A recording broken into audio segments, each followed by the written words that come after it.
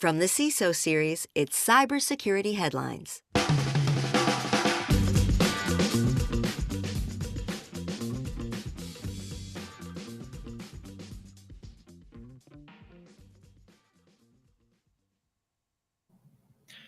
CISA and Australia warn of IDOR vulnerabilities after major breaches. Israel's largest oil refinery website goes offline amid cyber attack claims, and the UK spy agencies want to relax burdensome laws on AI data use.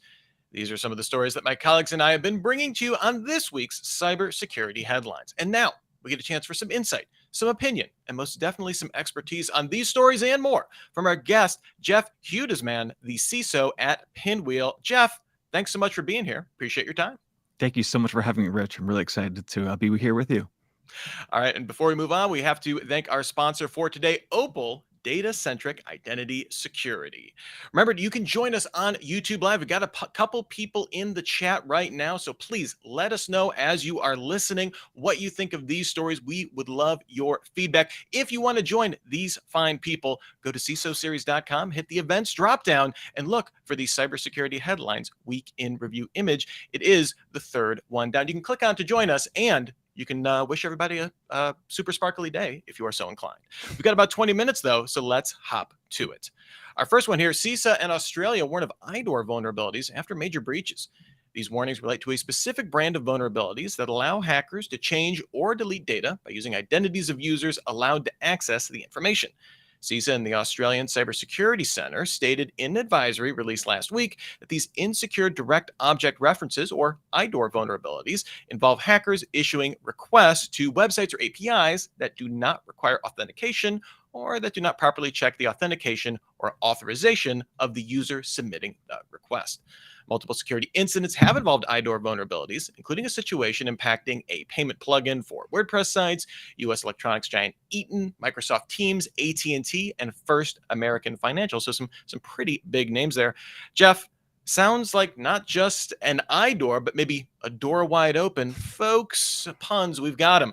Given the high-profile incident just mentioned, is this technique ranked high on your list of priorities? And why would CISA be talking about it now specifically?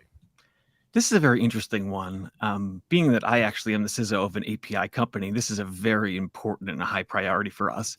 Insecure direct object references have been a topic of discussion among security professionals for the past 10, 15 years. I remember earlier in my career, this being one of the OWASP top 10 vulnerabilities. But yeah, I mean, even though there is awareness and this has been discussed and been around for so long, the development of your API, of your application needs to be done properly. You need to say, like, wait a second, you're requesting this resource. Should this person have access to it? There should be proper authentication and authorization around it. So it's just things need to be built properly. And just because, we've known about it for a while doesn't mean that it's implied that it's not a problem anymore. So totally not surprising this is a problem. I think just developers and security professionals need to make sure that they cover this stuff. And it's definitely a high priority. Should we read anything into CISA specific, like this advisory right now in this moment? Is it just they saw a spike in volume and so this is CISA reacting to that, or should we read more into that, do you think? It seems to me just like a spike in volume, but it definitely needs to be, this might be an opportunity for us to ensure that security teams better educate developers and ensure that they know this is a major problem. This is affecting other organizations. They need to take it seriously. All right, our next story here, Israel's largest oil refinery website goes offline amid cyber attack claims. The website of Israel's largest oil refinery operator, Burdensome Group, was inaccessible for most parts of the world on Sunday as threat actors claimed to have hacked the group's systems. The website remained accessible from within Israel, possibly after imposing of a geoblock by Burdensome in an attempt to thwart an ongoing cyber attack. In a Telegram channel, Iranian hacktivist group Cyber Avengers has claimed responsibility and leaked what appears to have been screenshots of Basin's SCADA systems. The group states that it breached the petrochemical giant through an exploit targeting Checkpoint's firewall at the a firewall from Checkpoint at the company. So Jeff, here the company's website is back up, and we've gotten some update on this. Basin said the leaked data was entirely fabricated. Checkpoint reiterated that none of these claims are true. So some hard denials there. But I'm curious, what strikes me about this is seeing this geofencing technique. Is this something regularly used as a, I don't know, like a security bulkhead for global companies? Is this possible because this seems like it was misinformation? Maybe some kind of chance to quell that. I'm just curious your thoughts on that. Yeah, so I mean, DDoS is definitely a tremendous problem. It seems very likely that that could have been the vector of this attack, and not to that there was a breach of confidentiality and those screenshots were taken. Again, that's also possible. Mhm. Geofencing is a control. How effective it is, I mean, it's not hard for adversaries in different countries to just obtain IP addresses within, the country that the site is hosted, and that would just completely bypass geofencing. So yeah, I mean, this one's an interesting one. I mean, Checkpoint said that this had nothing to do with their equipment and their software, and as you said, the Basin themselves said this wasn't a tremendous issue. So this could have just been a denial of service attack, and the adversary group, which I believe is out of Iran, just wants to take more credit than is actually due. I'm not saying they would deserve credit for the adversarial activity, but of what they've accomplished. So that's kind of what that looks like. Yeah, maybe Bazin in the face of a DDoS, just flicking every switch they can, regardless of effectiveness, maybe just to try and make it as effective as possible. But Absolutely. certainly, no lack of industrial DDoS attacks that we've seen over the past couple months here for sure. Absolutely. Our next story here: UK spy agencies want to relax burdensome laws on AI data use. Oh, those poor spy agencies. UK intelligence agencies, including GCHQ, MI6, and MI5, propose weakening safeguards that limit training of AI models with bulk personal data sets, stating the laws place a burdensome limit on their ability to train AI models. Privacy experts state that weakening safeguards would unwind some of the legal protections introduced in 2016 after disclosures by Edward Snowden about intrusive state surveillance. So, Jeff, a classic conundrum that exists in all industries, balancing the desire for progress or maybe profits, depending on, for private actors in the AI space, against the public good. I'm curious where you find yourself on this issue. Yeah, I mean, I know if I was an intel agency, I would want as much as possible being fed into those AI models. That definitely makes sense. And I happen to be of the mindset where I do want to be very careful, and I want governments to be very careful of how we control AI progress. I think a lot of this is going to happen anyway. This will happen, whether it's done by bad actors, and I do think that we, as Western countries, we should be able to make as much progress as we can. But personal protection and privacy is extremely important, and we want to make sure that we're not encroaching on our citizens' data.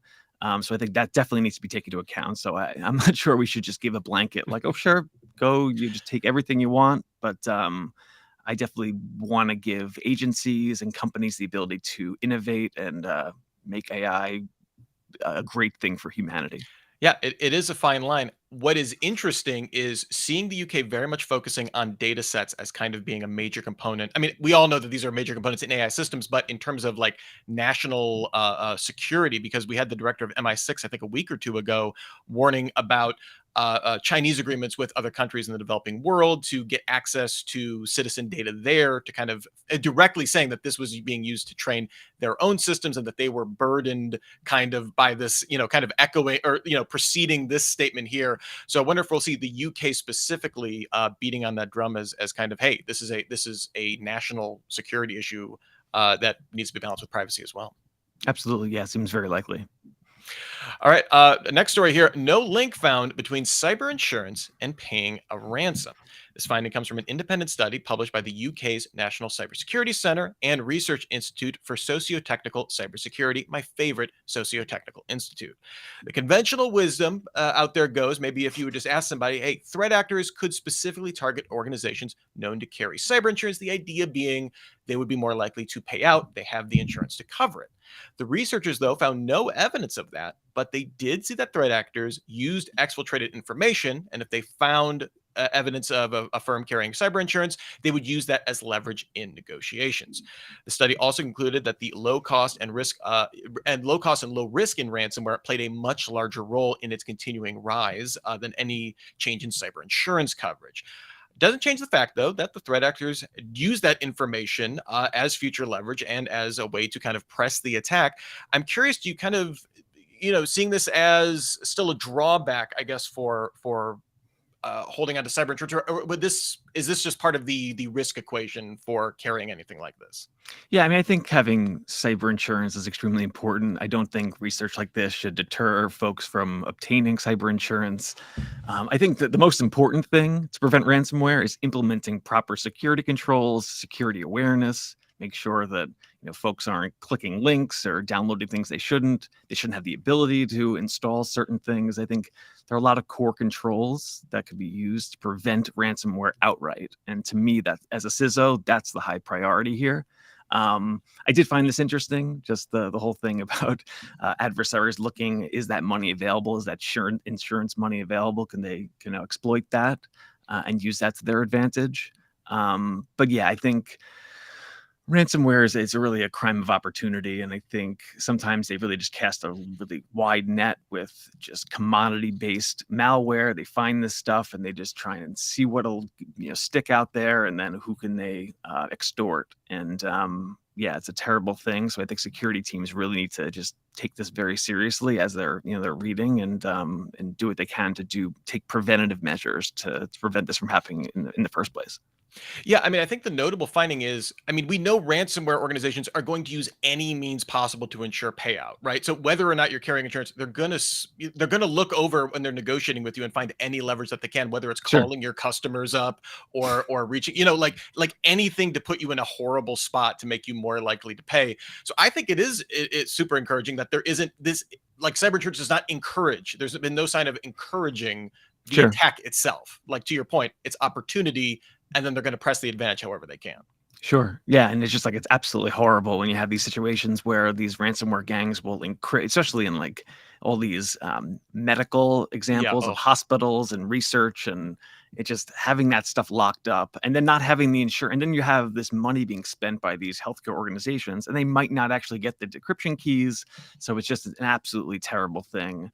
Um, this is just it's hard because I mean medical and healthcare systems. There's a lot of it's not the easiest thing to keep up to date and patch. Sometimes they're using legacy software, and that's very difficult to keep up to date and keep, um, secure from ransomware. But you know, they need to do everything they can because it's just absolutely horrible when that stuff gets impacted.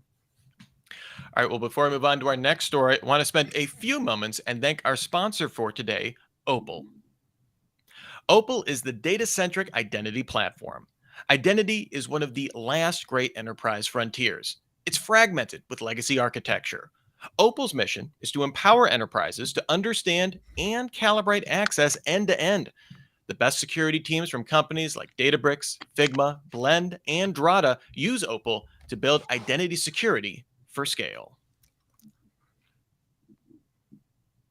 All right, our next story here, Fortinet VPN bug tops CISA's list of most exploited vulnerabilities in 2022. It's a heck of a list to maintain, CISA. Bravo.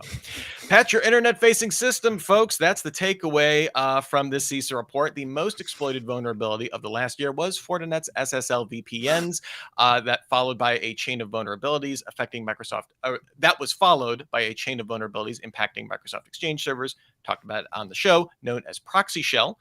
Then the Atlassian bug, the issues impacting VMware products, F5's big IP products, Log4Shell, can't forget about that, the Zoho vulnerability, that one's been out there for a while, and Microsoft's support diagnostic tool for Windows. Just, it's kind of like one of those, Twitter polls, Jeff, that asks about the greatest rock band of all time or something like that. It's just, we're getting all the hits here.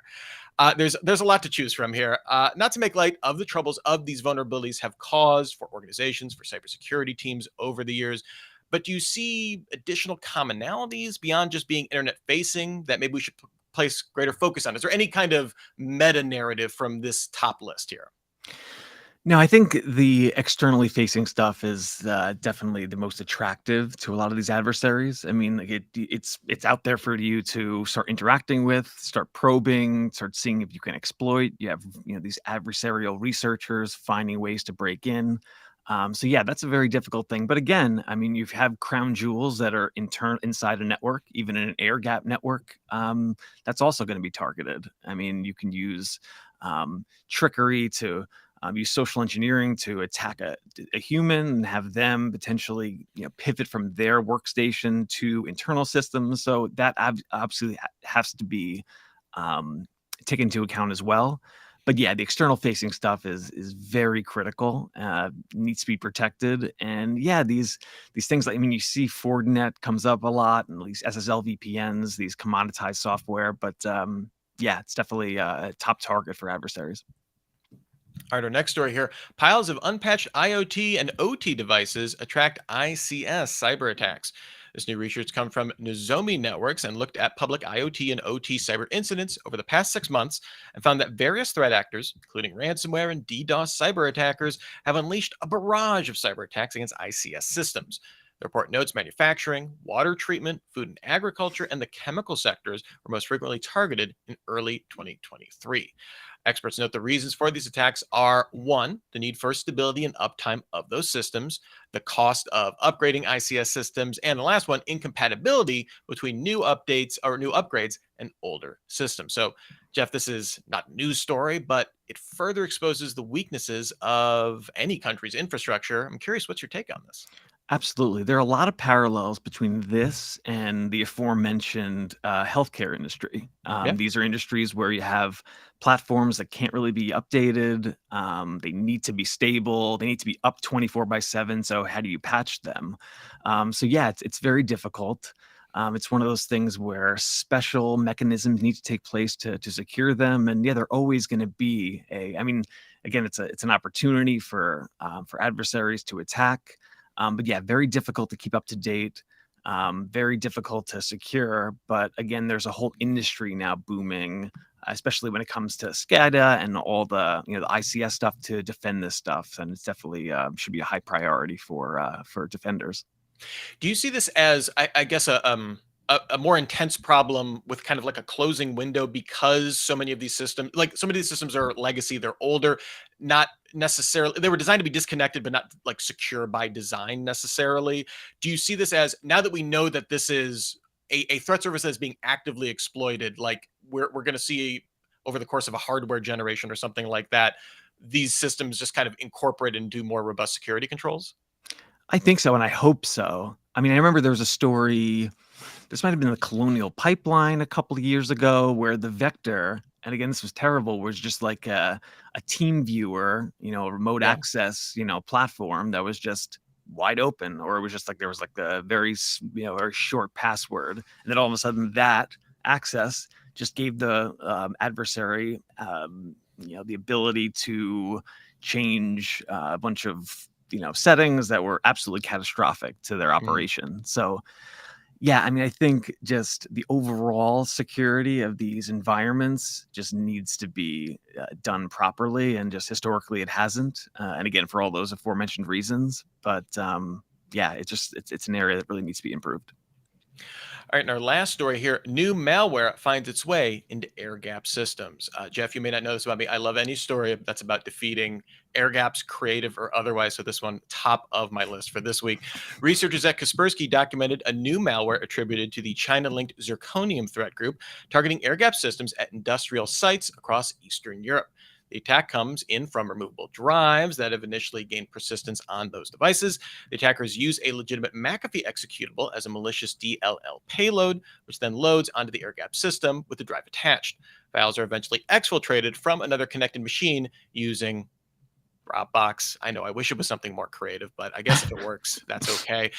Jeff, again, not a news story here. I can't love air gap defeating stories if they didn't exist already, but a persistent one. And it also echoes the conundrum of security versus convenience that we've discussed earlier. Obviously, an air gap system is inconvenient by design to be secure. I'm Sure. curious your thoughts on this particular exploit. Yeah, I mean, this is just like a James Bond kind of thing, where in terms of just, I mean, again, there are obviously lots of, as we said, this isn't a new story. You had Stuxnet and ways to infiltrate air gap systems. But yeah, I mean, these are just highly capable adversaries that are going to do what they need to do to get in. And again, like if it's at all possible to infiltrate an air gap system, like, and the data or the process or something is there to be exploited, it's going to get exploited. Again, like, what's the expression? Like, a computer is only secure if it's 6 feet underground, unplugged, and like not connected to anything. And I think that really holds true here. I just always remember a sysadmin I used to know that would like as soon as a new server would come in, would like glue the USB port shut. And I'm like, at first I was like, you're, and like the more as I get older, I'm like, you know what? I wouldn't do that, but I get where you're coming from. So yeah, you only have to fail once. That's with the AirGap. That's what I always think of. Absolutely. This takes one drive. All right. 100%. Well, Jeff, before we get out of here, was there any story that stood out to you, made you give it a big hearty thumbs up, or a vicious and sarcastic eye roll? What stood out to you today? No, I really like the CISA one about just like the external facing vulnerabilities. I mean, as a CISO, it's really important to me to really classify threats and classify risk and like what really matters. I mean, like there are an infinite amount of things that are coming after us as CISOs and organizations that have data that do process financial transactions. So we really need to just prioritize and say like which ones are the most important and which should we spend the most time preventing against. So those types of things where we get intelligence from CISA and other government agencies to say like, oh, we're seeing these become exploited. That's helpful information. So this kind of stuff is good. And I think that was some good info for both myself as well as my peers. Well, thank you so much, Jeff. Truly appreciate your time. Where can people find you if they want to be following you online, see what you're up to? Yeah, please check me out on LinkedIn, Jeff Hudesman. I'd love to engage with you, and please find me there. Excellent. Well, thank you also to our sponsor for today, Opal, data-centric identity security. Also, thanks to all of our commenters today, everybody getting involved in the show. We saw a couple super sparkly Fridays in there. Really appreciate that. So it is good stuff, and we will be back every single week bringing you more week in review stuff. We had some comments in there from CCL, from Kevin Farrell, from, let me just go through my list here. Just a whole bunch. If I missed you, I am so sorry here. I am scrolling through a very tiny window for some reason, and I don't know why, but thank you. And we will be back on YouTube. So go to CISOseries.com, the events page, or subscribe to our YouTube channel. Appreciate your time. In the meantime, if you want to get news every single day, you say, I wish there was a show like that. There is cybersecurity headlines every single day. Give us about 6 minutes and you will be all caught up. Until the next time we meet, I'm Rich Stroffolino, reminding you to have a super sparkly day. Cybersecurity headlines are available every weekday. Head to CISOseries.com for the full stories behind the headlines.